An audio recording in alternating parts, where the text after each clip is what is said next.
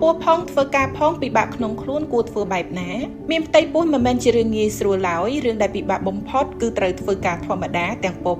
ព្រោះមិនទាន់ដល់ពេលដាក់ច្បាប់សម្រាលកូនដូចនេះដើម្បីងាយស្រួលដល់ស្រីៗគ្នាយើងធ្វើការផងរងចាំសម្រាលកូនផងគួរយល់ដឹងចំណុចទាំងនេះទី1កុំលាក់គ្នាយើងភាគច្រើនមិនសូវជាចង់ប្រាប់ក្រុមហ៊ុនឬមិត្តភ័ក្តិពេលមានផ្ទៃពោះភ្លាមប៉ុន្មានទេព្រោះចង់ពិនិត្យជាក់ច្បាស់សិននិងជៀសវាងការរើសអើងនៅកន្លែងការងារយ៉ាងណាទោះគ្នាយើងចង់លាក់ដំណឹងនេះជាមួយមិត្តរួមការងារប៉ុន្តែត្រូវជូនដំណឹងមានផ្ទៃពោះទៅមេឬក្រុមហ៊ុនជាមុនព្រោះកាន់តែប្រាប់មនុស្សជុំវិញខ្លួនឆាប់ដឹងយើងនឹងទទួលការគាំទ្រការលើកទឹកចិត្តការយកចិត្តទុកដាក់នាំឲ្យអារម្មណ៍អំឡុងពេលមានផ្ទៃពោះកាន់តែល្អមិន stress ងាយស្រួលនិងធ្វើការកាន់តែល្អឬទទួលជំនួយរឿងខ្លះដែលមិនល្អសម្រាប់សកម្មភាពស្ត្រីមានផ្ទៃពោះធ្វើជាដើមទី2កាត់បន្ថយក្អួតចង្អោរការប្រែប្រួលអរម៉ូនក្នុងរាងកាយគ្នាយើងចិត្តខ្លាយជាម៉ាក់នាំឲ្យភាគច្រើនជួបប្រទះរឿងចាញ់កូនពិសេសនៅដំណាក់កាលត្រីមាសទី1ឬទី2ដើម្បីការពារចង្អោរឬក្អួតគួរជួបពេទ្យរកវិធីដោះស្រាយជៀសវាងអាហារណាមានក្លិនឬញ៉ាំទៅធ្វើឲ្យចង់ក្អួតចង្អោរ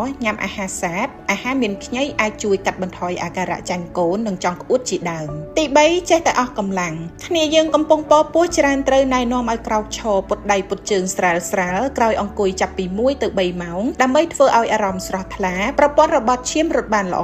សំខាន់បំផុតញ៉ាំទឹកឲ្យបានគ្រប់គ្រាន់រក្សារបបអាហារឲ្យមានតុល្យភាពហាត់ប្រាណទៀងទាត់កេងគ្រប់គ្រាន់ពេលមានផ្ទៃពោះអស់កម្លាំងញឹកញាប់ជារោគសញ្ញាបណ្ដាលឲ្យមានជំងឺខ្វះឈាមអញ្ចឹងគ្នាយើងគួរព្យាយាមញ៉ាំអាហារដែលមានជាតិដែកនិងគ្រាប់ថ្នាំជាតិដែកតាមការណែនាំរបស់ពេទ្យជៀសវាងការពាក់ខោអាវរឹបនិងស្បែកជើងកែងទី4ផ្លាស់ប្ដូររបៀបធ្វើដំណើរទៅធ្វើការធ្វើដំណើរតាមផ្លូវកកស្ទះច្បាស់ជាគ្មានផាសុកភាពហើយថែមទាំងប្រឈមគ្រោះថ្នាក់ចំពោះសុខភាពកូនក្នុងផ្ទៃទៀតផងព្រោះបរិយាកាសតាមដងផ្លូវសម្បូរផ្សែងពុលហេតុនេះព្យាយាមសុំការយោគយល់ពីក្រុមហ៊ុនផ្លាស់ប្ដូរកាលវិភាគធ្វើការដោយមានហេតុផលសមរម្យដូចជាធ្វើការឲ្យលឿនជាងអ្នកផ្សេងឬថែមម៉ោងឲ្យយូរជាងគេដើម្បីជៀសវាងធ្វើដំណើរតាមផ្លូវកកស្ទះទី5គ្រប់គ្រងអារម្មណ៍តានតឹងភាពតានតឹងផ្លូវអារម្មណ៍អាចបណ្ដាលឲ្យមានផលប៉ះពាល់ចំពោះការលូតលាស់កូនដូចជាអាចបង្កឲ្យមានជំងឺរលាកខួរក្បា